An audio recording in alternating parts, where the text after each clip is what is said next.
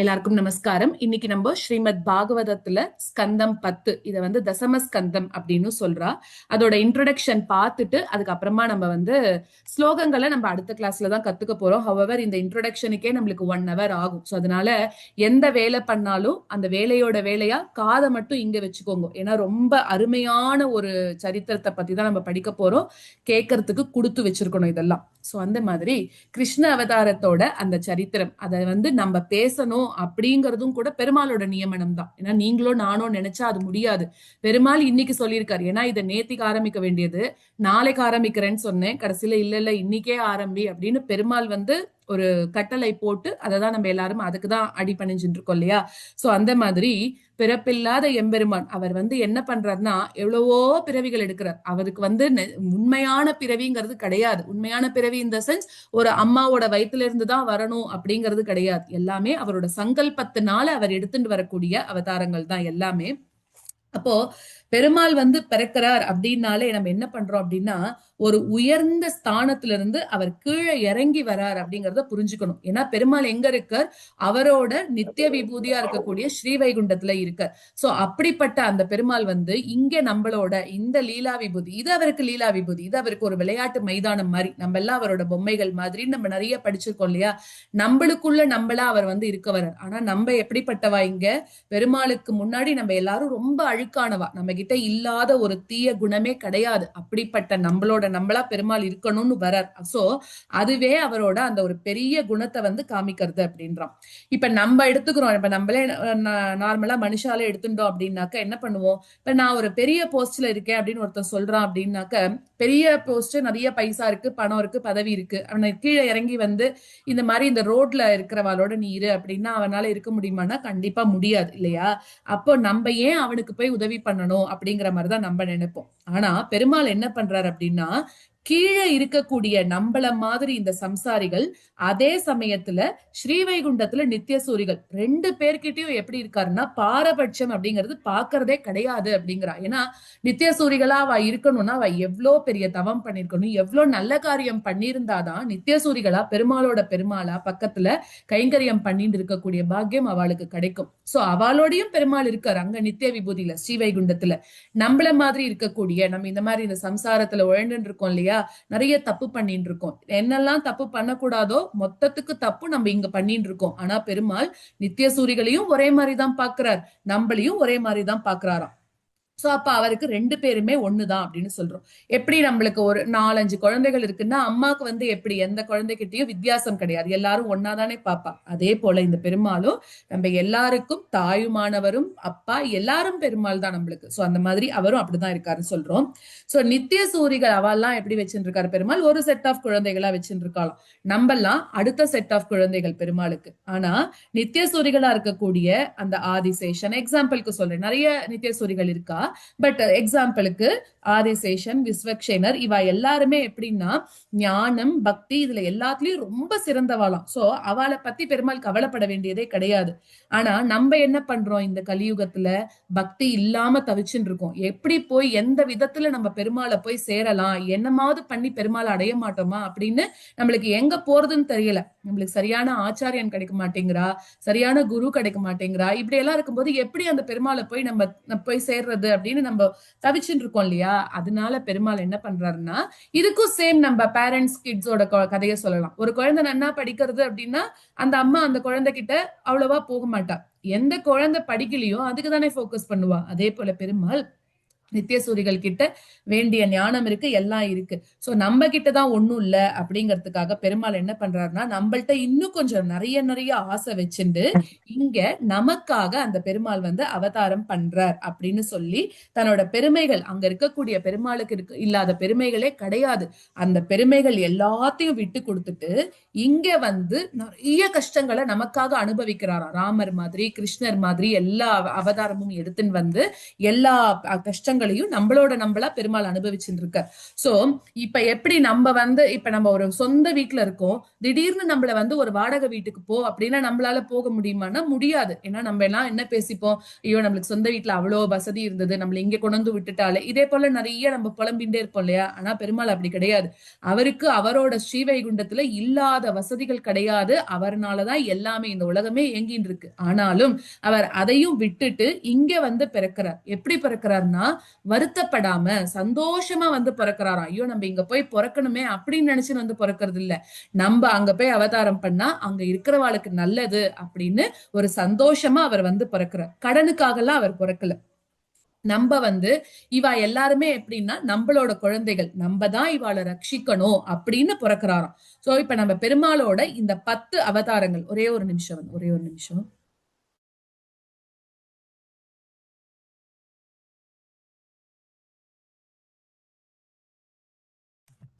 Sorry. So இப்ப பெருமாளோட இந்த 10 அவதாரங்கள் நமக்கு தெரிஞ்சிருக்கு இல்லையா? பிரசித்தமா பேசப்படுறது 10 அவதாரங்கள். ஆனா அவர் எவ்வளவு அவதாரம்னா எண்ணிலடங்கா அவதாரம் அவர் எடுத்திருக்காரு அப்படின்னு சொல்றோம்.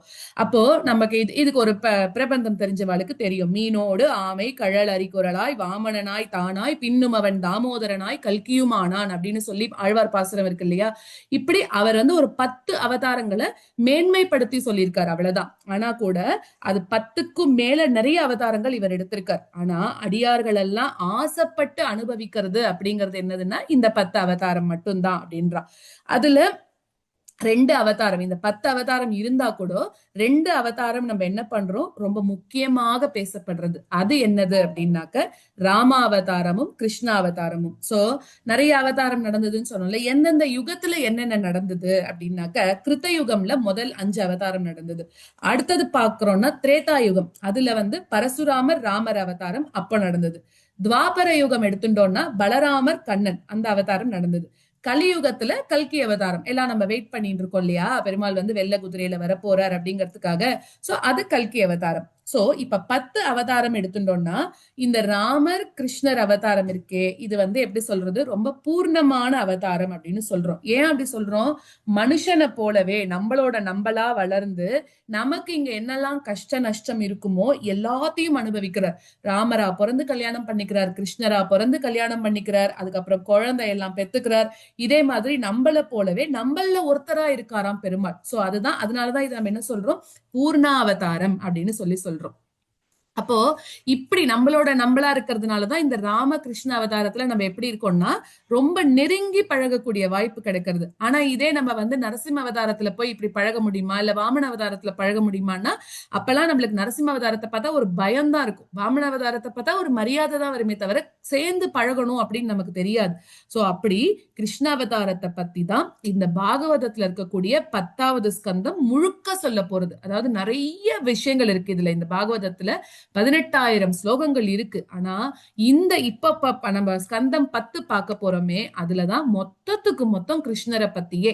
நம்ம எல்லாரும் எப்படின்னா அந்த கிருஷ்ணரோட அனுபவத்துக்குள்ளவே போயிடுவோம் அப்படிங்கிற மாதிரி இருக்கும். இப்போ 18 புராணங்கள்ல ஒண்ணுதான் இந்த ஸ்ரீமத் பாகவத புராணம் அப்படின்னு சொல்றோம் இல்லையா? நிறைய 18 புராணங்கள் இருக்கு. பத்ம புராணம் அப்படி இப்படின்னு ஒரு 18 புராணம் இருக்கு. அந்த 18 புராணமும் 3 வகையா பிரிக்கிறான். எப்படி சாத்விக புராணம், ராஜச புராணம், தாமச புராணம் அப்படின்னு 3 வகையா பிரிக்கிறா. அதுல இந்த ஸ்ரீமத் பாகவதம் அப்படிங்கிறது எதுல வருதுன்னா சாத்வீக புராணத்துல வருது. இந்த பாகவதத்தை படிச்சா நம்மளுக்கு என்ன ஆகும், சாத்வீக குணம் வளரும். ஏன்னா விஷ்ணுவே வந்து சாத்வீகமான பெருமாள்னு சொல்றோம் இல்லையா?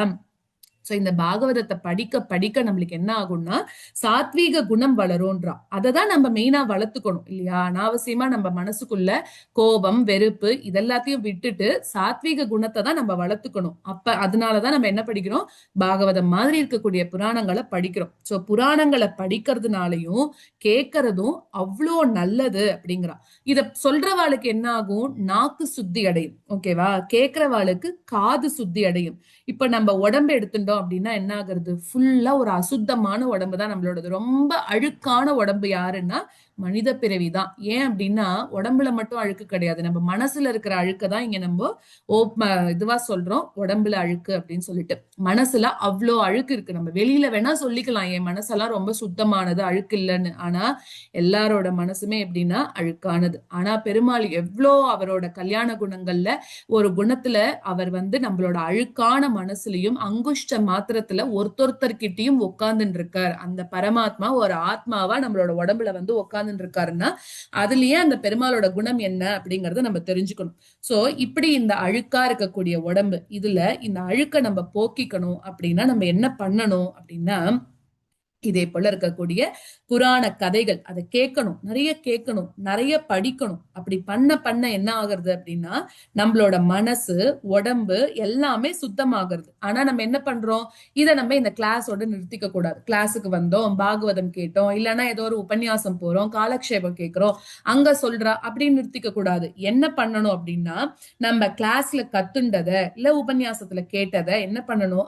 ஆத்துக்கு போயிட்டு அதை வந்து யோசிச்சு பார்க்கணும். இன்னைக்கு நம்ம கிளாஸ்ல இதை கத்துண்டோமா, பாகவதத்துல சொன்னால இந்த மாதிரி இந்த 10 அவதாரம் இந்த யுகத்துல நடந்ததுன்னு சொல்லிட்டு, சோ எந்தெந்த யுகத்துல என்னென்ன நடந்தது, துவாபர யுகத்துல என்ன நடந்தது, இப்படி நம்ம அதை பத்தியே யோசிச்சுட்டு இருக்கணும். அனாவசியமா நம்மளோட சிந்தனைகளை வந்து வெளியில சிதற விடக்கூடாது. நம்ம வந்து இன்னைக்கு வந்து இவாளோட சண்டை போடலாமா, இல்லாட்டி அன்னைக்கு நம்மளோட இது மாதிரி ஆச்சு, அந்த மாதிரி விஷயங்கள்ல நம்மளோட மனசை கொண்டு போகாம, இவ்வளவு நாள் கொண்டு போயிருந்தாலும் பரவாயில்ல, ஆனா இதே போல புராணங்களை படிக்கிறதும் கிளாஸஸ் நல்ல நம்ம இந்த சத் சங்கங்கள்ல இருக்கும்போது நம்ம என்ன பண்ணணும்னா பெருமாள் பத்தின விஷயங்கள்லயே நம்மளோட மனசை கொண்டு போயிட்டே இருக்கணும். அப்பதான் நம்மளுக்கு இதர விஷயங்கள்ல இருந்து நம்ம ஈஸியா வெளியில வர முடியும். சோ அந்த மாதிரி இப்படி இத கத்துன்றதை நம்ம யோசிச்சு யோசிச்சு பார்த்துட்டே இருக்கணும். பகவத் விஷயங்களை அவ்வளவு சீக்கிரம் நம்மளால புரிஞ்சுக்க முடியாது. எப்படின்னா இன்னைக்கு ஒரு நாள் நான் கேட்கிறேன் அப்படின்னா ஓகே நம்மளுக்கு பெருமாளை பத்தி எல்லாம் தெரிஞ்சிருத்துன்னா அதெல்லாம் சும்மா தெரிஞ்சிருத்துன்னு நம்ம வெறுமை சொல்லிக்கிறதுக்கு தான். ஆனா பெருமாள் பத்தின விஷயங்கள் நம்மளுக்கு நிறைய இருக்கு, புரியாத விஷயங்கள் நிறைய இருக்கு. அது எப்பதான் நமக்கு தெரியும்னா கேட்க கேட்க படிக்க படிக்க தான் அது நிறைய புரியும் அப்படின்னு சொல்றா. அப்படி நம்ம நிறைய படிச்சுட்டே இருந்தோம்னா என்ன ஆகும்னா ஆர்வம் நம்மளுக்கு அதிகமாகும். சோ பாகவத புராணம் இப்ப நம்ம கேட்டுன்னு இருக்கோம் இல்லையா, இன்னும் நம்ம நிறைய கேட்க போறோம். இன்னும் ஒரு 2 வருஷத்துக்கு இந்த பெருமாளை தான் நம்ம அனுபவிக்க போறோம். இப்படி கேட்டுட்டே இருக்கோம். அதாவது இப்ப நம்ம ஸ்ரீமத் பாகவதம் புக்கு நீங்க எல்லாரும் வாங்கியிருப்பீங்க. 10th ஸ்கந்தம் படிக்க போறோம் அப்படின்னு சொல்லிட்டு வாங்கியிருக்கீங்க. நம்ம பாகவதத்துக்கு மட்டும் நான் என்ன சொல்லுவேன் அப்படின்னா பிரிண்ட் அவுட்டோ இல்ல பிடிஎஃப்ஓ வச்சு நீங்க யூஸ் பண்ணவே கூடாது. ஏன் அப்படின்னா அதுக்கான ரீசனையும் நான் பின்னாடி சொல்றேன்.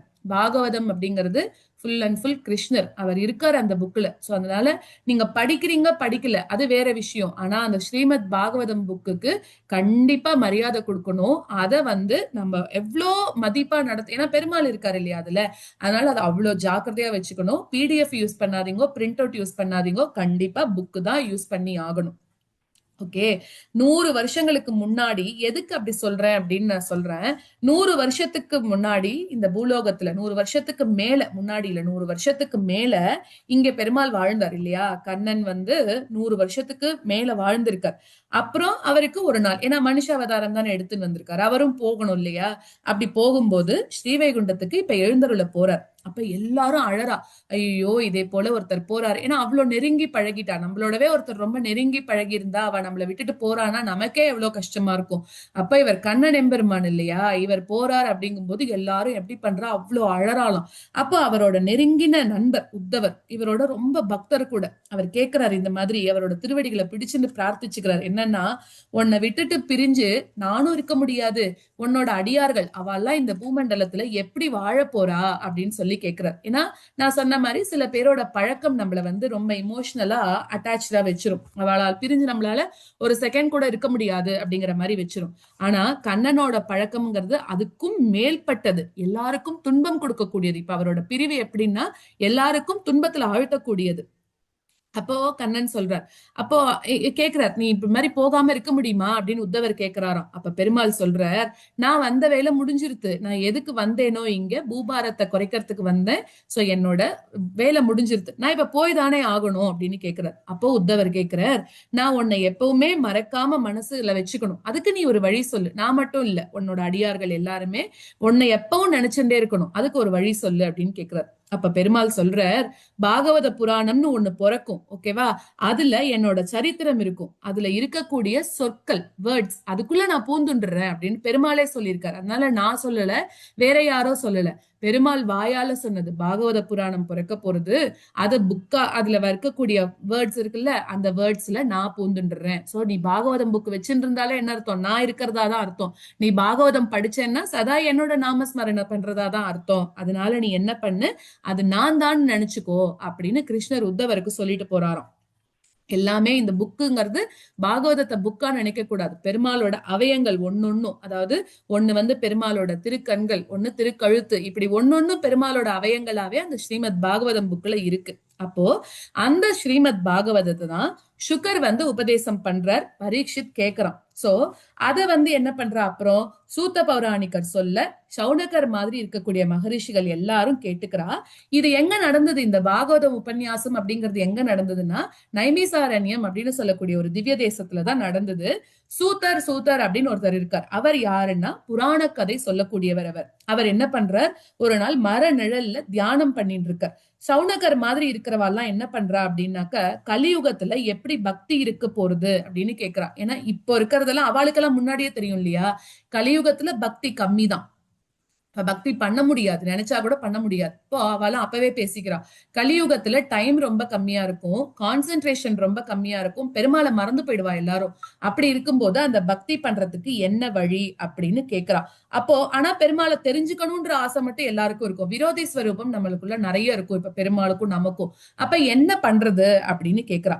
அப்போ என்ன சொல்றாரு அப்படின்னாக்க, அவருக்காக கேட்கல, நம்ம எல்லாருக்காகவும் கேட்டிருக்கார். அப்போ சௌனகர் என்ன சொல்றாருன்னா, சுகர் வந்து பரீட்சித்துக்கு உபதேசிச்சாரே அத நான் உனக்கு சொல்றேன், நீ கேட்டுக்கோ அப்படின்னு சொல்றார். அதாவது கண்ணனுடைய கதை அத வந்து நான் உனக்கு சொல்றேன் அப்படின்னு ஃபர்ஸ்ட் ஸ்கந்தம்ல இருந்து ஆரம்பிச்சு 9th ஸ்கந்தம் வரைக்கும் நம்மளுக்கு இப்படி ஸ்கந்தம் ஸ்கந்தமா கொடுத்திருக்கா. பட் அதோட கதைகள் அத வந்து அவ முன்னாடி சொல்லியிருக்கா. அப்படி சொல்லிண்டே வர 10th ஸ்கந்தம்ல கிருஷ்ணரோட அவதாரம் தொடங்கி கிருஷ்ண சேஷ்டிதம் மொத்தமும் சொல்ல போறார். சோ அததான் நம்ம தசம ஸ்கந்தம் அப்படின்னு சொல்றோம். ரொம்ப விசேஷமானது, ஹார்ட் ஆஃப் தி பாகவதம் அப்படின்னு சொல்லலாம். இதுக்கு இப்ப நம்ம டைரக்டா தசமஸ்கந்தம் போலாம். பட் நம்ம புதுசா ஸ்ரீமத் பாகவதம் கத்துக்க வந்திருக்கா இல்லையா, அவளுக்கு தெரியணும் இல்லையா என்னன்னா இதுக்கு முன்னாடி நம்ம படிச்சோம் அப்படிங்கிறது தெரியணும் இல்லையா. அதுக்காக ஒரு சின்னதா சொல்றேன். அதாவது முதல் ஸ்கந்தம்ல எடுத்துட்டோம் அப்படின்னாக்க என்னன்னா, பரீட்சித் பிறக்கிற கதை, சுகர் பரீட்சித்தோட உரையாடல்கள், அப்புறம் 7 நாட்கள்ல பாகவத சரித்திரத்தை பரீட்சித்துக்கு சொல்றார். சோ முனிகுமாரனால அவனுக்கு சாபம் வந்திருக்கு பரீட்சித்துக்கு இல்லையா, 7 நாள்ல உயிர் போயிடும் அப்படின்னு சொல்றா. ஆனா அவனுக்கு என்ன, அதுக்குள்ள எல்லாம் தெரிஞ்சுக்கணும் அப்படின்னு சுகர் கிட்ட எல்லாம் சந்தேகம் கேட்டு தெரிஞ்சுக்கிறான். சோ ஃபர்ஸ்ட் ஸ்கந்தம் ஃபுல்லா வந்து ஒரு கொஸ்டின் அண்ட் ஆன்சர்ஸ் டைப்லயே இருக்கும். கலியுகத்துல எப்படி வாழணும், இதே போல நிறைய வருது ஃபர்ஸ்ட் ஸ்கந்தம்ல. செகண்ட் ஸ்கந்தம் எடுத்துட்டோம் அப்படின்னாக்க பெருமாளோட அந்த விஸ்வரூபம் பத்தி வர்ணிக்கிறார். அதுக்கப்புறமா விராட் ஸ்வரூபம், அப்புறம் பெருமாள் வந்து எப்படி ஜெகத்தை படைக்கிறார், சிருஷ்டி, இது எல்லாத்தையும் வந்து சொல்றார். அடுத்தது தேர்ட் ஸ்கந்தம்ல பிரம்மா வந்து ஸ்வயம்புவ மனுவை படைக்கிறது, அப்புறம் ஹிரண்யாட்சனை பத்தி சொல்றா, அப்புறம் வந்து பூமி பிராட்டி அவன் எப்படி ஒளிச்சு வைக்கிறான், அதுக்கப்புறம் பெருமாள் வராக அவதாரம் எடுத்து எப்படி பூமி பிராட்டியாரை எடுத்துன்னு வரார், அதுக்கப்புறம் வந்து ஜெகத் உற்பத்தி, அப்புறம் தேவஹூதி பிறக்கிறது, அப்புறம் கர்தம பிரஜாபதி கதை, அதுக்கப்புறம் இவ 2 பேரும் சந்திச்சுக்கிறது, 2 பேரோட கல்யாணம், அதுக்கப்புறம் 2 பேருக்கும் கபிலர் பிறக்கிறது, அப்புறம் கபிலருக்கும் அவ அம்மாவுக்கும் கபிலர் வந்து எப்படி, வசந்தகுமாரி மேம் மியூட் போடுங்க, அவ 2 பேருக்கும் நடக்கக்கூடிய சம்பாஷணை, இது எல்லாத்தையும் வந்து பேசிக்கிறான் அந்த இடத்துல. அடுத்தது ஃபோர்த் ஸ்கந்தம், அவங்க பேசுறதெல்லாம் கேட்கலையே. ஃபோர்த் ஸ்கந்தம்ல எப்படி அப்படின்னாக்க, ஃபோர்த் ஸ்கந்தம்ல என்ன கதை சொல்றேன்னா, பிரியவிரதன் உத்தானபாதன் இவா 2 பேரை பத்தி சொல்றான். பிரியவிரதன் உத்தானபாதன் யாருன்னு ஃபோர்த் ஸ்கந்தம் படிச்சவாளுக்கெல்லாம் தெரியும். இவா 2 பேரும் ஸ்வயம்புவ மனுவோட குழந்தைகள். உத்தானபாதனுக்கு வந்து துருவன் பிறக்கிறான் இல்லையா, அப்போ அதுல இருந்து துருவ சரித்திரம் அதுல இருந்து நம்ம வந்து துருவ சரித்திரம் பார்த்தோம். அடுத்தது இப்ப நம்ம போய் பார்த்தா கூட அந்த துருவனோட இடம் வந்து அந்த கான்பூர் பக்கத்துல அவன் தபஸ் பண்ண இடம்லாம் கூட இருக்கு அப்படின்னு சொல்றான். நான் பார்த்தது இல்ல, பட் பார்த்தவாலாம் சொல்றான். சோ அதே மாதிரி துருவன், வேணன், பிருத்து எல்லாரோட சரித்திரமும் இந்த 4வது ஸ்கந்தத்துல வந்துரும். அடுத்தது 5வது ஸ்கந்தம் எடுத்துட்டோம் அப்படின்னாக்க பிரியவிரத்தனோட சரித்திரம். அவன் அப்புறம் பிரியவிரத்தன், அப்புறம் அவனுக்கு பிறக்கிற பையன் ஆக்னேந்திரன். இன்னும் நம்ம 5வது ஸ்கந்தம்லாம் நம்ம படிக்கல. சோ நம்ம எல்லாருமே தெரிஞ்சுக்கலாம் 5வது ஸ்கந்தம்ல என்ன இருக்கு அப்படின்ட்டு. பிரியவிரத்தனோட சரித்திரம் வரும், அப்புறம் ஆக்னேந்திரனோட கதை வரும், ரிஷபதேவனோட கதை வரும், அப்புறம் ஜடவரதரோட கதை வரும். அப்புறம் வந்து அதாவது ஜடவரதரோட கதை தான் ஃபுல் அண்ட் ஃபுல் 5th ஸ்கந்தம் அப்படின்னு சொல்லலாம். அதுக்கு பேரே வந்து ஜடவரதோபாக்கியானம் அப்படின்னு முழுக்க 5வது ஸ்கந்தம் முழுக்க அதுதான். அது மட்டும் இல்லாம சப்த தீபங்கள், நவவர்ஷங்கள், பூகோள வர்ணனை எல்லாமே 5th ஸ்கந்தம். இப்ப நம்ம சங்கல்பம் எல்லாம் பண்ணும்போது இந்த பாரத நாடு எங்க இருக்கு அப்படிலாம் சங்கல்பம் எல்லாம் பண்ணிக்கிறோம் இல்லையா, அதெல்லாம் வந்து ரொம்ப அழகா அந்த 5th ஸ்கந்தம்ல வர்ணிச்சிருப்பா. சோ எந்தெந்த பூகோளம் எந்தெந்த இடத்துல இருக்கு இதெல்லாம் 5வது ஸ்கந்தம். 6வது ஸ்கந்தம் பார்த்தோம் அப்படின்னாக்க அஜாமிலனை பத்தின கதை. அதாவது அஜாமிலன் வந்து எப்படி இருப்பான், நாராயணியம் படிச்சவாளுக்கு தெரியும். அஜாமிலன் வந்து வாழ்நாள் முழுக்க அவன் எப்படி இருப்பான்னா ரொம்ப கெட்டவனாவே இருந்துட்டு இருப்பானா. கெட்டவனா வாழ்ந்துட்டு அவனோட பிராணன் பிரிய போற நேரத்துல அவனோட பிள்ளைக்கு அவன் தெரிஞ்சோ தெரியாமலோ நாராயணன்னு பேர் வச்சுட்டான். அதனால அவன் என்ன பண்றான், பிராணன் பிரிய போற நேரத்துல பையனை கூப்பிடுறான், நாராயணா நாராயணான்னு கூப்பிடுறான். அப்படி கூப்பிடும்போது அந்த நாமத்துக்கு இருக்கக்கூடிய மகிமையினால என்ன பண்றா, விஷ்ணு தூதர்கள் வந்து விஷ்ணு லோகத்துக்கு இவனை அழைச்சின்னு போயிடுறாளாம். ஆனா பண்ணது ஃபுல்லா தப்பு. பெருமாளோட பேரை ஒரு தடவை சொன்னதுனால விஷ்ணு லோகத்துக்கு அவன் போயிடுறான். அப்ப பெருமாளோட பேரை நம்ம சொன்னோம்னா எவ்வளவு நம்மளுக்கு நல்லது கிடைக்கும் அப்படிங்க. அதனாலதான் இந்த பாகவதம் மாதிரி இருக்கக்கூடிய கதைகள் எல்லாம் படிக்கணும். நமக்கே தெரியாம நம்மளுக்கு நல்ல புத்தி வந்து நம்ம மனசுக்குள்ள உட்காந்துன்றோம். அதே மாதிரி இந்திரன் விருத்ராசுரன், இந்திரன் வந்து அந்த விருத்தாசுரனை வந்து வதம் பண்ண கதை, அதெல்லாம் வந்து 6வது ஸ்கந்தத்துல வருது. 7வது ஸ்கந்தமும் ரொம்ப முக்கியமான ஸ்கந்தம் சொல்லலாம், நிருசிம்ம அவதாரம் அதுல வருது. 8வது ஸ்கந்தம் ரொம்ப முக்கியமான ஸ்கந்தம், கஜேந்திர மோட்சம் அதுலதான் வருது. சோ அடுத்தது வந்து பெருமாளோட அந்த அமிர்த மதன கதை வருது. அப்புறம் பெருமாள் வந்து 1000 தோளால அலைகடல் கடைஞ்சு அமுதத்தை எடுத்து தேவர்களுக்கு கொடுக்கிறார், அது வருது. அப்புறமா வந்து பலி சக்கரவர்த்தி கதை, அப்புறம் வந்து வாமனமூர்த்தியாக திருவதாரம் பண்ணிட்டு 3 அடி மண்ணை யாசகம் கேட்டது. அதுக்கப்புறம் வந்து 3 அடி மண்ணு வாங்கினதுக்கு அப்புறம் திரிவிக்ரமனாக வளர்ந்து இந்த உலகத்தை வந்து தாவி அளந்தான். இதெல்லாம் வந்து 8வது ஸ்கந்தத்துல வருது. 9வது ஸ்கந்தத்துல பாத்தீங்க அப்படின்னா இக்ஷ்வாகு வம்சம். இது வந்து ஒரு ராமாயண சுருக்கம்னே சொல்லலாம். அதுல வந்து அம்பரீஷன் கதை, அப்புறம் திலீபன் கதை, அப்புறம் மந்தாதா கதை, தசரதன் கதை, அதுக்கப்புறம் ராமர் கதை எல்லாமே வரும். ஒரு கிட்டத்தட்ட ராமாயணம் படிக்கிற மாதிரியே இருக்கும்னு வச்சுக்கலாம். அடுத்ததாக அதுலயே அதை முடிக்கும் போது என்ன பண்ணிடுறாருன்னா யயாதியோட சரித்திரம் சொல்றார். அதுக்கப்புறம் யது சரித்திரம் சொல்றார். அதாவது ஒரு கிருஷ்ண சரித்திரத்தோட ஒரு முன்னோடி மாதிரி அப்படின்னு சொல்லலாம் இந்த லாஸ்ட்ல வர்றது. அப்ப என்ன பண்றாருன்னா கடைசியில ஒரு ஸ்லோகத்துல மட்டும் கிருஷ்ணரோட கதையை ஃபுல்லா சொல்லி முடிச்சுடுறாராம். அப்படி ஃபுல்லா சொல்லி முடிச்ச உடனே பரீட்சித் கேக்குறான், நீ இவ்ளோ ஸ்லோகம் சொன்ன, இவ்ளோ கதை எல்லாம் சொன்ன, எனக்கு அதெல்லாம் நான் நன்னாதான் கேட்டு இருந்தேன். ஆனா வந்து முக்கியமானது எனக்கு வந்து கிருஷ்ணரை பத்தி தானே தெரிஞ்சுக்கணும்னு இருக்கு, அதை போய் நீ இப்படி ஒரு ஸ்லோகத்துல முடிச்சிட்டியே அப்படின்னு கேக்குறானோ. அப்போ அதுக்கு வந்து அப்ப என்ன சொல்றாரு அப்படின்னாக்க, நான் உயிரோட இருக்கிறதுக்கு காரணமே கண்ணன் எம்பெருமான் தான். நீ ஆனா அந்த பெருமாளோட கதையை இப்படி ஒரு இதுல முடிச்சிட்டியே. என்னோட முன்னோர்கள்லாம் இருக்கா இல்லையா, என்னோட பாட்டனார், அவெல்லாம் யுத்தத்துல ஜெயிச்சதுக்கு காரணமும் இந்த பெருமாள் தான். அவரை போய் இப்படி சுருக்கிட்டியே அப்படின்னு சொல்றார். ஆனா நீங்க சொன்ன 9வது ஸ்கந்தம் வரைக்கும், நம்ம ஸ்கந்தம் சொல்றோம், கதை கதையா தான் சொல்லியிருக்கா. ஆனா நீ சொன்ன கதை வரைக்கும் நான் கேட்டுன்னு தானே இருந்தேன். அதுக்கு நீ இப்படி ஒரே ஒரு ஸ்லோகத்துல இப்படி என்னோட கிருஷ்ணரை பத்தி முடிச்சிட்டியே அப்படின்னு சொல்லி கேக்குறான். அப்போ எதுக்கு அப்படி சொன்னா, அதோட ரீசன் ஏன் நான் உயிரோட இருக்கிறதுக்கு காரணம் சொன்னா அப்படின்னா, நிறைய பேருக்கு இந்த கதை தெரிஞ்சிருந்தாலும் தெரியாதவாளுக்காக சொல்றேன். எதனால பரீட்சித் அப்படி சொன்னா அப்படின்னாக்க, பரீட்சித் வந்து தன்னோட தாயாரோட கர்ப்பத்துல இருக்கிற போது அஸ்வத்தாமா அப்படின்னு சொல்லக்கூடிய ஒரு அஸ்வத்தாமா அஸ்திரம் வந்து பிரயோகம் பண்றான். அப்படி பண்ணும்போது துரியோதனனுக்கும் பீமனுக்கும் சண்டை நடக்கிறது அந்த இடத்துல. அப்போ என்ன ஆகுறதுன்னா துரியோதனன் வந்து தொடையில அடிபட்டு பிராணன் ஆசை ஏற்பட்டுடுத்தவனுக்கு. அப்போ அஸ்வத்தாமாக்கு என்ன ஆகுறதுன்னா உள்ளூர இப்ப என்ன இருக்கு, வஞ்சனையை தீர்த்துக்கணும் அப்படின்னு ஒரு எண்ணம். அதனால என்ன பண்றான், பாண்டவர்களோட பத்தினிகள் எல்லாரும் படுத்துட்டு இருக்கிற சமயம் போயிட்டு ஒரு அஸ்திரத்தை பிரயோகம் பண்றான் அஸ்வத்தாமன். அப்படி இருக்கும்போது இந்த இடத்துல இவாளோட குலத்தோட நாசம் அடையட்டும் அப்படின்னு ஒரு சாபமும் கொடுத்துடுறான். அப்போ உத்தரையோட கர்ப்பத்துல பரீட்சித் இருக்கான் இந்த இடத்துல. அதாவது அர்ஜுனனோட மனைவி சுபத்ராக்கு பிறந்தவன் தான் அபிமன்யு. ஓகேவா, அந்த அபிமன்யுவோட மனைவி தான் உத்தரா. அப்போ அவன் வந்து அஸ்திரத்தை பிரயோகம் பண்ண உடனே கர்ப்பம் அங்க கலங்க ஆரம்பிக்கிறது. அப்போ உத்தரா திரௌபதி 2 பேரும் என்ன பண்றான்னா போயிட்டு பெருமாளோட திருவடியில சரணாகதி பண்ணி எப்படியாவது குழந்தைய நீ காப்பாத்தி கொடு அப்படின்னு சொல்லி கேக்குறான். அப்ப பெருமாள் என்ன பண்றார், உடனே அந்த சங்கு சக்கரம் தரிச்சுண்டு உத்தரையோட கர்ப்பத்துக்குள்ள போய் அந்த குழந்தையும் காப்பாத்தி கொடுத்துடுறாராம். ஆனா குழந்தை எப்படி இருக்கு, காப்பாத்திட்டார், ஆனா ஒரு கட்டையாட்டமா அந்த குழந்தை வெளியில வந்து உழறதான். அதுக்கு உயிர் பேச்சு மூச்சு எதுவுமே இல்லை. திருப்பி திரௌபதி போய் பிரார்த்திச்சுக்கிறா.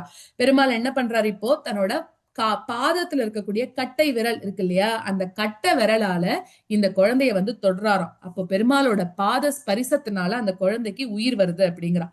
இப்போ பரீட்சித் சொல்றான், இததான் நான் சொன்னேன், அதாவது நான் உயிரோட இருக்கிறதுக்கு காரணமே அந்த பெருமாள் தான், இல்லாட்டி நான் கர்ப்பத்திலே கலைஞ்சிருப்பேனே அப்படின்னு சொல்றான். சோ அதனால அந்த பெருமாளோட கதையை எனக்கு நீ கண்டிப்பா சொல்லு, விலாவரியா சொல்லு அப்படின்னு கேக்குறான். அப்படி கேட்டுறான். அதுக்கு அடுத்தது வந்து அர்ஜுனனுக்கு வந்து கண்ணன் தேரோட்டியா இருந்ததுனாலதான் என்னோட பாட்டனார் ஜெயிச்சா அப்படின்னு சொல்றான். ஏன்னா பரீட்சைத்துக்கு தாத்தா தான் அர்ஜுனன் இல்லையா, ஜெயிச்சா அப்படின்னு சொல்றான். ஆக எங்க எல்லாருக்குமே கிருஷ்ண அனுகிரகம் மட்டும்தான் எப்பவுமே அப்படின்னு சொல்றான். சோ அதனால நான் அதை வந்து நன்னா கேட்கணும், பெருமாளை பத்தின கதைகள் நிறைய கேட்கணும், நன்னா கேட்கணும், நீ எனக்கு விஸ்தாரமா சொல்லுன்னு கேக்குறான். ஏன்னா இப்ப நான் மட்டுமே கதை சொல்லிட்டே இருக்கேன் அப்படின்னா உங்களுக்கு அதுல கேட்கறதுக்கு இஷ்டம் இருந்தா மட்டும்தான் சொல்றவாளால சொல்ல முடியும். இல்ல நான் இப்ப இதோட நிறுத்திக்கிறேன் அப்படின்னாக்க நீங்க எல்லாம் வந்து ஐயோ இன்னும் கொஞ்சம் கேட்டிருக்கலாமே அப்படின்னு சில பேர் சொல்லுவோம் இல்லையா, நம்ம யாராவது ஒருத்தர் கதை சொல்லும் போது கூட. அப்ப அந்த ஆர்வம் நமக்கு இருக்கணும். அப்படி ஆர்வம் இருந்தாதான் பெருமாளோட கதைகளை நம்ம சொல்லணும். இததான் எல்லா புராணங்கள்லயும் சொல்லியிருக்கு. ஆர்வம் இல்லாதவாளை கூப்பிட்டு வச்சு நம்ம சொல்லக்கூடாது, அது வீண். யாருக்கு ஜாஸ்தி ஆசை இருக்கோ அவளுக்கு சொல்லணும். இப்ப நம்ம எல்லாரும் பாகவத புராணம் சொல்றோம், கேட்கிற இடத்துல கூடி இருக்கோம்னா நம்ம எல்லாருக்கும் பெருமாளோட அனுகிரகம் இருக்கு, பெருமாளை பத்தின தெரிஞ்சுக்கணும்ன்ற ஆசை இருக்கு. அதனாலதான் பெருமாள் உங்களுக்கும் அனுகிரகம் பண்ணிருக்காரு, எனக்கும் அனுகிரகம் பண்ணிருக்காரு, இதெல்லாம் நம்ம கேட்கணும்னு. சோ அதனால இப்ப அவர் வந்து வெயிட் பண்றார், பரீட்சித் கேட்கணும். இதோட முடிச்சுக்கிறேன்னா சரி முடிச்சுக்கோ அப்படின்னு சொல்லாம இல்ல சொல்லு அப்படின்னு கேட்டா சொல்ல ஆரம்பிக்கலாம் அப்படிங்கறதுக்காக ஒரு ஸ்லோகத்துல மொத்தத்தையும் சொல்லி முடிச்சார். ஆனா இப்ப இவன் கேட்கறான் அப்படிங்கறதுக்காக என்ன அப்படின்னாக்க ஆசை இருக்கிறத தெரிஞ்சுட்டு இப்ப சொல்லணும் அப்படின்னு 9th ஸ்கந்தம்ல முடிக்கிற மாதிரி முடிச்சதை இப்ப 10th ஸ்கந்தம்ல சூப்பரா சொல்ல ஆரம்பிக்க போறார். இவனுக்கு ஆசை இருக்கு அப்படின்னு தெரிஞ்ச உடனே அதுக்கு நடுவுல இப்ப இன்னும் நிறைய சொல்லணுமே, ஏன்னா கிருஷ்ணரை பத்தி சொல்றதுங்கிறது சாதாரண விஷயம் இல்ல இல்லையா, இன்னும் நிறைய சொல்லணும். அப்ப இவர் என்ன சொல்றாருன்னா, நான் வந்து ஒரு முனிவர் தான், சோ எனக்கு வந்து பசி தாகம் அதெல்லாம் எதுவும் கிடையாது. ஆனா உனக்கு இருக்கும் இல்லையா, உனக்கு ஏதாவது பசி தாகம் இருந்ததுன்னா நீ போய் சாப்பிட்டுட்டு வா, நான் சொல்றேன் அப்படின்னு சொல்றேன். அப்ப இவன் சொல்றான் நான் போக மாட்டேன் அப்படின்னு சொல்றான். ஏன் போக மாட்டேன் அப்படின்னா, இந்த மாதிரி அமிர்தமயமான கதையை நான் கேட்டுட்டு இருக்கேன், இதுக்கு நடுவுல எனக்கு பசியோ தாகமோ எதுவும் வராது அப்படின்னு சொல்றான். அதாவது நீங்க சொல்ற கதையிலேயே எனக்கு சாப்பிட்ட திருப்தி வந்துருது, அதனால நீ சொல்லு நம்ம கதையும். அதாவது இப்ப நம்ம எல்லாம் இருக்கோம் இல்லையா, ஐயோ இவ்வளவு நேரம் கதை சொல்லிட்டே இருக்காளே, நமக்கு ஒருவேளை முடியுமா முடியாதா, பசிக்குமே சாப்பிடணுமே, நம்ம எல்லாருமே அப்படிதானே யோசிப்போம். சோ அந்த மாதிரி உங்களுக்கு பிடிச்சதா இப்ப இந்த கதையும் நம்ம என்ன நினைச்சுக்கணும், நம்ம அண்ணு சாப்பிடறதுக்கு அரை மணி நேரம் இருக்குன்னா ஓகே, நம்ம இந்த பெருமாள் பத்தின கதையை நம்ம சாப்பிட்டுட்டோம், அதுல நம்மளுக்கு கொஞ்சம் வயிறு ரொம்ப இருக்கு அப்படின்னு சொல்லிட்டு திருப்பி கான்சென்ட்ரேஷன் இங்கதான் கொண்டு வரணும் நம்ம.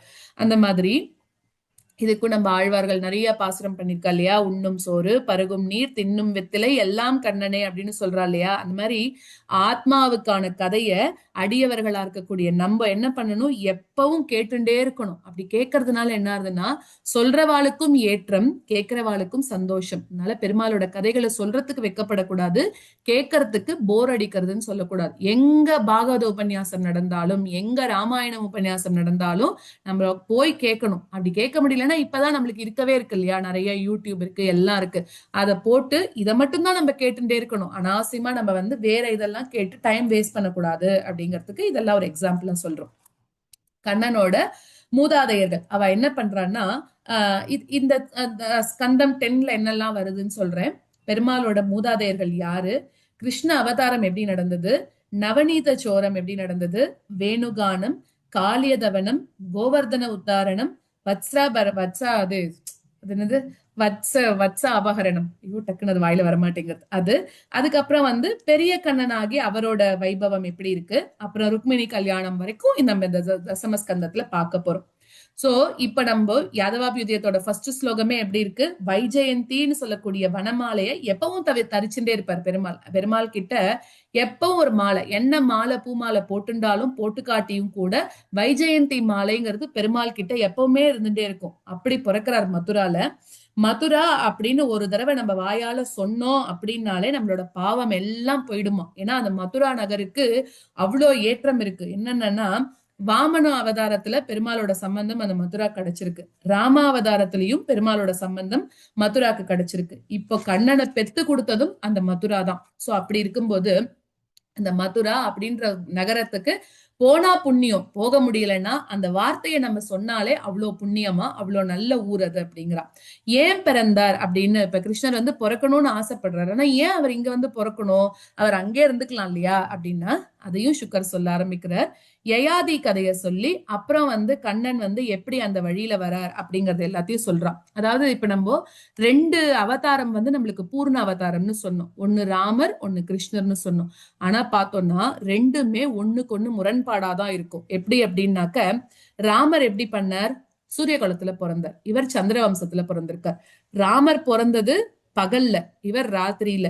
ராமர் பிறந்தது நவமியில, இவர் பிறந்தது இவர் பிறந்தது அஷ்டமியில. ராமர் வந்து அரண்மனையில பிறந்தார், ஆனா இவர் எங்க பிறந்தார்? சிறைச்சாலையில பிறந்திருக்கார். அதே மாதிரி இப்படி எல்லாமே வந்து எப்படி இருக்கு, ஒண்ணுக்கு ஒண்ணு நேர் மாறாதான் இருக்கு. அஷ்டமி நவமி ரெண்டுமே என்ன பண்றது, பெருமாள் கிட்ட போயிட்டு கேக்குறதாம், இந்த மாதிரி நான் வந்து இப்படி பண்ணிட்டேனே, எனக்கு யாருமே நல்ல விஷயத்துக்கே என்னை வந்து சேர்த்துக்க மாட்டேங்கிறாளே, நான் என்ன பண்ணட்டும் அப்படின்னு கேக்குறதாம். அப்ப பெருமாள் சொல்றார், நீ கவலைப்படாத, நாங்க வந்து அந்த இடத்துல வந்து பிறக்கிறோம். அப்படி பிறந்துட்டா இப்ப அதனாலதானே நம்ம கோகுலாஷ்டமி, அஷ்டமிக்கு ஒரு ஏற்றம் கொடுக்கிறோம், ராம நவமிக்கு ஒரு ஏற்றம் கொடுக்கிறோம். அதனால அது வந்து அவ்வளவு கெட்ட நட்சத்திரமும் கிடையாது அப்படின்னு சொல்றா. வெறும கல்யாணங்கள் பண்ணக்கூடாது அவ்வளவுதானே தவிர, கோவிலுக்கே கூட சில பேர் போக மாட்டேங்கிறாளாம். அஷ்டமி நவமினா கோயிலுக்கு போக மாட்டேன், சோ அது அவ்வளவு கெட்ட நட்சத்திரமும் கிடையாது அப்படின்னு சொல்றா. அப்போ இப்ப பெருமாள் என்ன பண்ற, பிறக்கணும்னு சங்கல்பம் எடுத்துன்றார். எல்லாமே பெருமாள் தன்னோட சங்கல்பத்தினாலதான் இந்த உலகத்தையே நடத்தின்னு இருக்கார். ஒரு ஒரு பகடைக்காய் நம்ம எல்லாருமே ஒரு டைஸ் மாதிரி, கேரம் போர்டு விளையாடுறதுக்கு இருக்கக்கூடிய ஒரு டைஸ் மாதிரி அதை இப்படி உருட்டுறார். உருட்டினா நம்மளுக்கு ஒரு நல்லது நடக்கிறது, திருப்பி உருட்டினா நம்மளுக்கு ஒரு கெட்டது நடக்கிறது. நம்ம எல்லாரும் பெருமாளோட எப்படின்னா ஒரு விளையாட்டு பொருள் தான் அப்படின்னு சொல்றார். சோ இப்போ பெருமாள் பிறக்கணும்னு ஆசைப்பட்டுறா. ஏன் பெருமாள் பிறக்கிறார், இதுக்கும் திருப்பி ஒரு உள்கதைக்குள்ள போலாம். எப்படின்னாக்க, இந்த மாதிரி ஹிரண்யாக்ஷன் என்ன பண்றான், இப்ப பூமாதேவியை போய் உள்ளுக்குள்ள இது பண்ணி வச்சிடறா. அப்ப பூமாதேவிக்கு பூபாரம் தாங்க முடியல. இப்ப பெருமாள் எங்க சொல்றாரு, எங்கெங்கெல்லாம் அதர்மம் நடக்கிறதோ அங்கங்கெல்லாம் நான் வரேன் அப்படின்னு சொல்லிட்டு, பரித்ராணாய சாதுனாம் அப்படின்னு சொல்லிட்டு வராரு இல்லையா. அப்படி வரப்போறார் பெருமாள். இப்போ வரணும்னா என்ன, அவர் போய் யாரோட கர்ப்பத்துக்குள்ளயும் எல்லாம் போக மாட்டார். அவரோட ஒரு சக்தி அதுதான் வரப்போறது. அப்ப என்ன ஆகுறதுன்னா, ஸ்ரீவைகுண்டத்துல இருக்கக்கூடிய பெருமாள் இதை நம்ம இவாளை போய் எப்படியாவது நம்ம சமாதானப்படுத்தணும்னு முடிவு பண்ணி தன்னோட தலைமுடியிலிருந்து 2 தலைமுடிய கீழே போடுறார். ஒண்ணு வெள்ளை கலர் தலைமுடி, ஒண்ணு கருப்பு கலர் தலைமுடி. வெள்ளை கலர் முடிதான் பலராமனா வந்து பிறக்கிறார், கருப்பு கலர் முடி கிருஷ்ணரா வந்து பிறக்கிறார். சோ தர்மத்தை நிலைநிறுத்தணும் அப்படிங்கிறதுக்காக பெருமாள் திரு அவதாரம் எடுத்துக்கிறார். இப்போ கம்சன் மாதிரி இருக்கக்கூடிய ஆட்கள்லாம் இருக்கா இல்லையா, அவளுக்கு என்ன ஆகுதுன்னா, பூமி பிராட்டிக்கு ரொம்ப தொல்லை கொடுக்கறாளாம். அப்ப பூமி பிராட்டியால பாரம் தாங்க முடியல. பூமாதேவி நல்லவா எவ்வளோ பேர் இருந்தாலும் தாங்கின்றுவாளாம், ஆனா கெட்டவா ஒரு 2-3 பேர் இருந்தா கூட அவளால தாங்கிக்க முடியாதாம். அதனால போய் பூமாதேவி பிரார்த்திக்கிறா. பெருமாள் இப்போ அவதாரம் பண்ண போறார். அப்ப யயாதி அப்படின்னு சொல்லிட்டு ஒரு ராஜா இருக்கான். அவன் என்ன பண்றான், ரொம்ப நாளைக்கு அவன் வந்து இளமையாவே இருந்துட்டு இருக்கானாம். இப்ப அவனுக்கு என்ன ஆயிடுத்து, வயசானா கூட அவனுக்கு காமத்துல இன்னும் ஆசை போகவே இல்லையா. அப்போ அவனோட மூத்த பிள்ளை யாருன்னா யது அப்படின்னு சொல்றவன் தான் அவனோட மூத்த பிள்ளை. அவன் கிட்ட போயிட்டு, நீ உன்னோட கொஞ்சம் இளமைய கொடு, எனக்கு இன்னும் கொஞ்சம் ஆசை இருக்கு அப்படின்னு சொல்றான். ஆனா அவன் என்ன சொல்றான், நான் கொடுக்க மாட்டேன் அப்படின்னு சொல்றான். சோ இவனுக்கு சாபம், பிள்ளையானாலும் சாபம் விட்டுடுறான். உனக்கு பட்டாபிஷேகமே கிடையாது, அதாவது இவனுக்கு அடுத்தது ராஜ்யம் முதல் பையனுக்குங்கும் போது கிடையாது அப்படின்னு சொல்லிடுறான். கடைசி பிள்ளை கிட்ட போறான், புரு அப்படின்னு அவனோட பேரு. அவன் கிட்ட கேக்குறான். அவன் வந்து சரி அப்பா கேக்குறா அப்படின்னு சொல்லிட்டு கொடுத்துட்டான். இவனுக்கு ராஜ்யம் கொடுத்து பட்டாபிஷேகமும் பண்ணி வைக்கிறார். சோ ஆனா யது மகாராஜனுக்கு அது கிடைக்கல அப்படிங்கிறான். அடுத்ததாக யயாதி வம்சத்திலேயே 2 பேர் இருக்கா. எதுக்கு நம்ம இதெல்லாம் தெரிஞ்சுக்கணும், 10th ஸ்கந்தத்துக்கு டைரக்டா போ அப்படின்னாக்க, இதெல்லாம் தெரிஞ்சுட்டாதான் நம்ம 10th ஸ்கந்தம் போகும்போது யாருக்கு யாரு உறவு அப்படிங்கிறது நமக்கு கொஞ்சமாவது ஞாபகம் இருக்கும். அதுக்காக தான் சொல்றேன், போர் அடிக்கிறதா நினைச்சுக்க வேண்டாம். சோ யயாதி வம்சத்துல பார்த்தோம் அப்படின்னா 2 பேர் இருக்கா, குகுரன், அதுக்கப்புறம் பஜமானன் அப்படின்னு. குகுர வம்சத்துல 2 பேர் பிறக்கிறா. அதே மாதிரி பஜமான வம்சத்துல சூரசேனன் பிறக்கிறார். அதாவது அவர் பிள்ளைதான், சூரசேனனுக்கு பிறக்கக்கூடிய பிள்ளைதான் வசுதேவர்.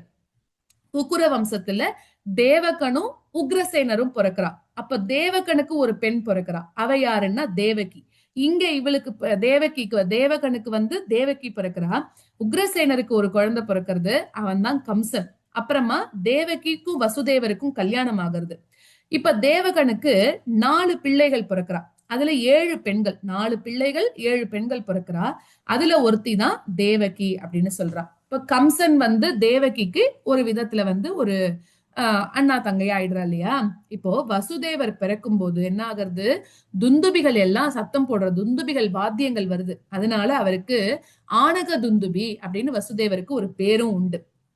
வசுதேவரோட கூட பிறந்தவ தான் குந்தி தேவி. ஆனா அவளுக்கு நிஜமான பேரு குந்தி கிடையாது, அவளுக்கு இன்னொரு பேர் இருக்கு. என்ன அப்படின்னாக்க, அவள் பிறந்த போது வச்ச பேர் என்னன்னா பிரிதா அப்படிங்கிறது தான் அவ பிறந்த போது வச்ச பேர். ஆனா குந்தி தேசத்து ராஜாக்கு அப்ப குழந்தை இல்லையா, அப்ப இவளை வந்து எனக்கு நீங்க இது தத்து கொடுங்கோ அப்படின்னு கேக்குறார். அப்போ அடாப்டட் சைல்டா பேருக்கா இல்லையா, அப்ப குந்தி தேசத்துக்கு மகாராணியா ஆக போறா, அதனால இவளுக்கு பேரு குந்தின்னு மாறித்து. பட் அதர்வைஸ் இவளோட பேர் வந்து பிரித்தா தான். சோ அடுத்தது குந்திக்கு பிள்ளை யாருன்னா அர்ஜுனன். அதனால அர்ஜுனன் பிறக்கிறான். குந்திக்கு குழந்தையா பிறந்ததுனால அப்பெல்லாம் அவளோட அம்மாவோட பேர்ல பாதியோ இல்ல அப்பாவோட பேர்ல பாதியோ அப்படிதான் வச்சுக்கிறா.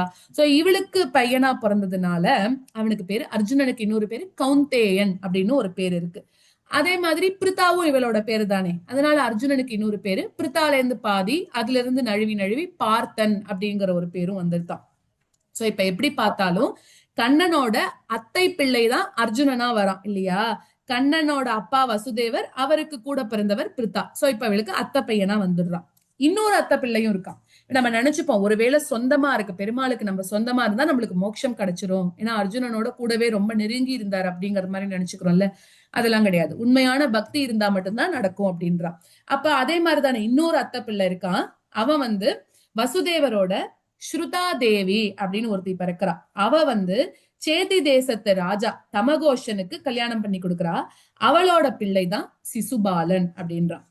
அதாவது இவன் சிசுபாலன் ஒருத்தன், அர்ஜுனன் ஒருத்தன், ரெண்டு பேருமே யாரு அத்தை பிள்ளைகள் தான். ஆனா இதுல வந்து ஒருத்தனுக்கு கண்ணன் தான் உலகமே, இன்னொருத்தனுக்கு கண்ணனை கண்டாலே பிடிக்காது இல்லையா. அடுத்ததாக பார்த்தோம்னா தந்தவக்தரன், அவன் இன்னொரு அத்தை பையன். அதுக்கப்புறம் வசுதேவரோட மத்த பத்தினிகள், வசுதேவருக்கு தேவகி மட்டும் கிடையாது, இன்னும் நிறைய பத்தினிகள் இருக்காளாம். சோ அவ எல்லார பத்தியும் சொல்றா. சுபத்ரா அப்படிங்கிறவ வந்து இன்னொரு பத்தினியோட குழந்தை. ஓகே, நிறைய பேர் இருக்கிற போது சுபத்ரா அப்படிங்கிறவ வசுதேவரோட இன்னொரு வைஃபோட குழந்தையா இருக்கா. அப்ப பார்த்தோம்னாலும் ஒரு அண்ணா தங்கை உறவு வருது. சோ அந்த சுபத்ராவை தான் இப்ப யார் கல்யாணம் பண்ணிக்கிறா, அர்ஜுனன் கல்யாணம் பண்ணிக்கிறான். அவளுக்கு பிறந்ததுதான் அபிமன்யு அப்படின்னு சொல்றான். அடுத்தது அபிமன்யுக்கும் உத்தராக்கும் பிறந்ததுதான் பரீட்சித். சோ இப்போ ஒரு ரீகேப் மாதிரி தான் நம்ம பார்த்துட்டோம். அதாவது குக்ர வம்சம் அப்படின்னு ஒண்ணு இருக்கு, பஜமான வம்சம்னு ஒண்ணு இருக்கு. குக்ர வம்சம்ல உக்ரசேனர் வந்து பிறக்கிறார். அதுக்கப்புறம் வந்து உக்ரசேனர், ஆஹூகன் எல்லாரும் பிறக்கிறார். ஆஹூகன்னா தேவகன், தேவகனுக்கோட பொண்ணுதான் வந்து தேவகியா பிறக்கிறா. அப்புறம் உக்ரசேனருக்கு ஒரு புள்ள பிறக்கிறான், அவன் தான் கம்சன். இன்னொரு பக்கம் பஜமான வம்சம் இருக்கு, அங்க யாரு பிறக்கிறா, சூரசேனர். அதாவது சூரசேனருக்கு வசுதேவர் பிறக்கிறார். அதுக்கப்புறமா வந்து வசுதேவருக்கும் தேவகிக்கும் வந்து கல்யாணம் ஆகிறது. அதுக்கப்புறம் வசுதேவர், இவருக்கு வந்து பிரித்தான்னு ஒரு தங்க இருக்கா. அப்ப வசுதேவருக்கும் தேவகிக்கும் கண்ணன் பிறக்கிறான். வசுதேவரோட இன்னொரு வைஃப் பௌரவி அப்படின்னு, அவ ரெண்டு பேருக்கும் சுபத்ரான்னு ஒரு பொண்ணு பிறக்கிறா. வசுதேவருக்கும் ரோஹிணிக்கும் பலராமன் பிறக்கிறார். சோ இப்படி இந்த பெருமாளோட உறவெல்லாம் நம்ம தெரிஞ்சுக்கிறோம்ல, தெரிஞ்சுக்கிறதுனால என்ன பலன், நீ ஏன் எனக்கு சொல்ற, நாங்க ஏன் கேட்கணும் அப்படின்னு நினைக்கலாம். ஆனா பெருமாளோட உறவுகளை தெரிஞ்சுக்கிறது புண்ணியம் தரக்கூடியது அப்படின்னு அர்த்தம். நம்மளுக்கு நிறைய உறவுகள் இருக்கும், அந்த உறவுகளுக்குள்ள 1000 சண்டைகள் இருக்கும். அதெல்லாம் ஒரு பக்கம் இருந்தா கூட இந்த உறவுகள்லாம் புனிதமான உறவுகள். இந்த உறவுகளை நம்ம வந்து கண்டிப்பா தெரிஞ்சுட்டே ஆகணும் அப்படிங்கிறதுக்காக தான் இவ்வளவு தூரம் நம்ம சொல்றோம். சோ இனிமே நம்ம என்ன பண்றோம், ஒரு ஸ்கந்தமா நம்ம பார்க்க போறோம். இன்னைக்கு பார்க்க போறது இல்ல, இன்னைக்கு ஜஸ்ட் ஒரு இன்ட்ரோடக்ஷன் தான். இன்னைக்கு வந்து நாள் நன்னா இருக்குன்னு சொன்னதுனால சரி தசம ஸ்கந்தத்தை நம்ம இன்னைக்கு ஆரம்பிச்சிடலாம் அப்படிங்கிறதுக்காக தான் ஆரம்பிச்சிருக்கோம். சோ சூரிய வம்சம், சந்திர வம்சம் எல்லாத்த பத்தியும் சொன்னீங்க. ஆனா கண்ணனை பத்தி விஸ்தாரமா கேட்கறதுக்கு எனக்கு ஆசை அப்படின்னு சொல்றாரு இல்லையா. அப்போ பெருமாள் யதுகுலத்துல அவதாரம் பண்ணி நிறைய சேஷ்டிதங்கள்லாம் பண்ணிருக்காராமே. அதெல்லாம் கேட்கறதுனால என்ன ஆகும், அவர் ஏதோ பண்ணார், அவர் ஏதோ போயிட்டார், அவர் பாட்டுக்கு பண்ணிட்டு போட்டோம்னு விட்டோமா, அதெல்லாம் கிடையாது. நம்ம கேட்கணும். கேட்கறதுனால என்ன ஆகும், நம்மளோட ஜென்ம சாபல்யம் ஆகும். நம்மள பெருமாள் இங்க அனுப்பிச்சு வச்சிருக்கிறதே சும்மா நம்மளோட லைஃபை என்ஜாய் பண்ணிக்கிறது கிடையாது, இன்னும் நிறைய அவரை பத்தி தெரிஞ்சுக்கணும் அப்படிங்கிறதுக்கு தான் நம்மள அனுப்பிச்சு வச்சிருக்கார். நமக்கு கை கால் வாய் எல்லாம் கொடுக்கறதே அவரை அனுபவிக்கணுங்கிறதுக்காக தான். நம்ம வாயால எப்பவுமே பெருமாளை பத்தி தான் சொல்லிட்டு இருக்கணும். இந்த வாய் வேற எதுக்கும் யூஸ் ஆகக்கூடாது சாப்பிட்றத தவிர. அதே மாதிரி இந்த கை பெருமாளுக்கு தான் அர்ச்சனை பண்ணிட்டே இருக்கணும், மத்தவாளுக்கு இந்த கை யூஸ் ஆகக்கூடாது. அப்படிங்கிற மாதிரி எல்லாமே நம்ம என்ன பண்ணணும்னா பெருமாளோட கதைகளை கேட்கறதுலயே நம்மளோட எண்ணங்களை செலவு பண்ணணும் அப்படின்னு சொல்றான். அதனால கதையை கேட்கறதுனால இப்ப பெருமாளோட அந்த இது இருக்கு இல்லையா, அந்த உரல்ல கட்டி போட்ட கதை இருக்குல்ல, அந்த கதையை யாரு ஒருத்தர் மரணப்படுக்கையில கேட்கிறாளோ அவளுக்கு அடுத்த ஜென்மம் கிடையாது அப்படின்னு கூட சொல்றான். சோ அதே மாதிரி யாராவது ரொம்ப டெத் பெட்ல இருக்கா, கஷ்டப்படுறான்னா இந்த கதையை திருப்பி திருப்பி அவளுக்கு போட்டு காமிச்சதே இருக்கும். இல்ல உங்களுக்கு தெரிஞ்சா நீங்க சொல்லலாம். அப்ப அவளுக்கு என்ன ஆகும்னா பெருமாளே மனசுக்குள்ள பூந்திருப்பார். பிளஸ் இந்த கதையை கேட்கறதுனால அடுத்த பிறவி கண்டிப்பா கிடையாது அப்படின்னு சொல்றா. சோ அது மாதிரி நம்ம பண்ணலாம் இல்லையா. நிறைய பேருக்கு நிறைய விஷயம் தெரிஞ்சிருக்கும். பட் 10 பேரா கூடி இருக்கிற இடத்துல ரெண்டு விஷயம் தெரியாம இருக்கலாம், அதை நம்ம டிஸ்கஸ் பண்ணிக்கலாம் இல்லையா? சோ அதே மாதிரி யாரு ஒருத்தனுக்கு வசுதேவரோட கதையை கேட்கறதுல ஆசை இருக்கோ, திரிவிக்கிர பெருமாளோட அந்த திருவடிகள்ல இருந்து கங்கை வந்து பெருகிறது இல்லையா? சோ அதுல தீர்த்தம் ஆடினாலும் அந்த கங்கைய பார்த்தாலும் குடிச்சாலும் 21 தலைமுறைகளுக்கு புண்ணியமா கங்கை நதியில நீராடினா. ஆனா சில பேரால கங்கை நதிக்கு போக முடியும், கங்கையில நீராட முடியும். ஆனா சில பேரால போக முடியுமா? ஆத்து வாசலுக்கு போறதே சில பேருக்கு கஷ்டமா இருக்கு இல்லையா? சோ அப்படிப்பட்டவாளுக்கு தான் இந்த ஸ்ரீமத் பாகவதம் மாதிரி இருக்கக்கூடியதெல்லாம் ஒரு அருமருந்து அப்படின்னு சொல்றா. என்னன்னா, அத போக முடியாம அந்த கங்கைய பார்க்க முடியாம இருக்கிறவாளுக்கு என்ன பலன் இருக்கோ, இந்த வசுதேவரோட கதைய, இந்த கிருஷ்ணரோட கதைய, இந்த ஸ்ரீமத் பாகவத கதைய ஒருத்தனை சொல்லுன்னு நம்ம ஊக்குவிச்சாலோ, அதாவது சொல்ல சொல்லி அவனை நம்ம தூண்டினாலோ, இல்ல சொன்னாலோ, இல்ல கேட்டாலோ அவனுக்கு கங்கையில தீர்த்தமாடின பலன். கங்கையில தீர்த்தமாடினா என்ன பலன்? 21 தலைமுறைகளுக்கு புண்ணியம் இல்லையா? சோ அந்த மாதிரி இப்போ பாகவத கதையை ஒருத்தர் சொல்றார் அப்படின்னாக்க எனக்கு மட்டும் புண்ணியம் கிடையாது, எனக்கு அப்புறம் வரக்கூடிய 21 தலைமுறைகளுக்கு அது புண்ணியம். இப்ப நீங்க கேக்குறீங்க, ஒருத்தர் ஒருத்தரா இந்த கதையை கேட்டு இருக்கீங்க. சோ கேக்குற உங்களுக்கு புண்ணியம் கிடையாது, உங்களுக்கு அப்புறம் வரக்கூடிய 21 தலைமுறைகளுக்கு நீங்க புண்ணியம் சேர்த்து வச்சுட்டு போறீங்கன்னு அர்த்தம். சோ அதனால பாகவதம்ங்கிறது ஒரு உயர்ந்த ஸ்தானத்துல இருக்கக்கூடிய ஒரு புராணம். அதனால அதை வந்து ரொம்ப மதிப்பா மரியாதையா அவ்வளோ விஷயங்கள் இருக்கு இதுக்குள்ள, அதை வந்து நம்ம கேட்கணும். சோ அதனால சொல்றவன், அப்புறம் சொல்லுன்னு தூண்டுறவன், அதுக்கப்புறம் கேட்கிறவன் எல்லாருக்கும் நன்மை கொடுக்கக்கூடியதுதான் இந்த ஸ்ரீமத் பாகவத கதை அப்படிங்கிறது. அதனால கதை சொல்லு அப்படின்னு பரீட்சித் கேட்கிறான். கேட்ட உடனே எம்பெருமானை பத்தி சொல்ல ஆரம்பிக்கிறார். அது என்னென்ன கதை, என்னென்னலாம் வருது அப்படிங்கறத நாளைக்கு கிளாஸ்ல பார்க்கலாம். நம்ம ஸ்கந்தம் 10ல ஃபர்ஸ்ட் சாப்டர்ல இருந்து ரொம்ப இன்ட்ரெஸ்டிங்கா இருக்கும். எல்லாருக்கும் தெரிஞ்ச கதை தான், அதுக்காக வந்து நமக்கு தெரிஞ்ச கதை தானேன்னு விட்டுறக்கூடாது. பெருமாளோட கதைய ஒரு ஒரு தடவை கேட்க கேட்க நமக்கே தெரியாம அதுல ஒரு புதுசா ஒரு ஹிண்ட் வச்சிருப்பார் பெருமாள். அப்ப நம்ம நினைச்சுப்போம், ஐயோ நமக்கு தெரியாம போயிடுத்தே அப்படின்னு சொல்லிட்டு. அது மட்டும் இல்லாம இன்னொரு முக்கியமான விஷயமும் இது இருக்கு. என்ன அப்படின்னா, எம்பெருமானை பத்தி சொல்ல ஆரம்பிக்கிறாரு இல்லையா? பாகவதத்தை யாரு கேட்கிறாளோ, யாரு சொல்றாளோ, ரொம்ப முக்கியமான பாயிண்ட் இதுதான். 100 பசுமாடுகளை தானம் பண்ண பலன் இந்த பாகவத கதையை சொல்றதுனாலையும் பாகவதத்தை காதால சிரவணம் பண்றதுனாலையும். நம்மளால போய் 100 பசுமாடுகளை, ஒரு பசுமாடு தானம் கொடுத்தாலே அவ்வளவு நல்லது. 100 பசுமாடுகளை தானம் கொடுத்த பலன் ஸ்ரீமத் பாகவதம் புக்கை நம்ம கையில வச்சுண்டு அதுல இருக்கக்கூடிய பெருமாளோட அவயங்களா நினைச்சுட்டு இருக்கக்கூடிய சொற்கள் அதை நம்ம படிக்கிறது. சோ அதனால பாகவதம் படிக்கக்கூடிய வாய்ப்பு எல்லாருக்கும் கிடைச்சிடாது, சில பேருக்கு, குறிப்பிட்ட பேருக்கு தான் கிடைக்கும். அதனால நம்ம எல்லாருக்கும் கிடைச்சிருக்குன்னா அதை நம்ம வந்து கரெக்டா யூட்டிலைஸ் பண்ணிட்டு அந்த பெருமாளோட கதைகளை நம்ம எல்லாருமே கேட்கலாம். ஓகேவா? சோ ஒரு நிமிஷம் நான் ரெக்கார்டிங் ஸ்டாப் பண்ணிடுறேன்.